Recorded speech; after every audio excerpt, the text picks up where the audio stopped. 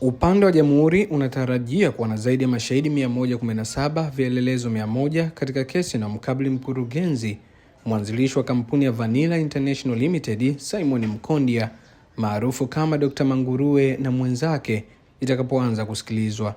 Kesi hiyo inasikilizwa katika mahakama ya hakimu mkazi Kisutu jijini Dar es Salaam, ambapo mshtakiwa mwingine ni Roimamo John ambaye ni meneja wa kampuni hiyo.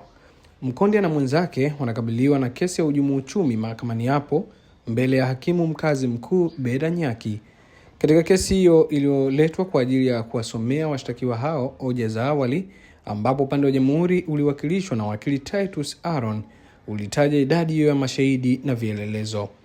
Akisoma hoja za awali, wakili Aaron alidai kuwa kesi hiyo ina mashtaka 126, ambapo mashtaka 117 ya kuendesha biashara ya upatu yanawakabili washtakiwa wote na mashtaka 9 ya utakatishaji wa fedha yanamkabili Manguruwe peke yake.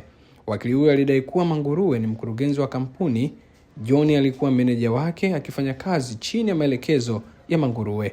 Ilidaiwa Manguruwe baada ya kujipatia fedha kupitia upatu alinunua mashamba eneo la Idunda, Njombe na kuanzisha kilimo cha vanila pasina kuwa na kibali kutoka uongozi wa mkoa huo.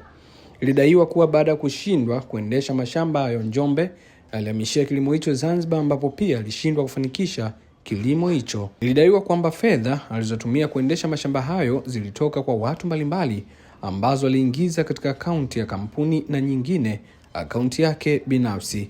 Iliendelea kudaiwa kuwa kati ya Januari mosi ya mwaka 2021 hadi Disemba 30 ya mwaka 2024 jijini Dar es Salaam, washtakiwa hao waliendesha biashara ya upatu kwa kutoa ahadi mbalimbali kwa watu kuwa watapokea fedha zaidi ya zile walizoziwekeza.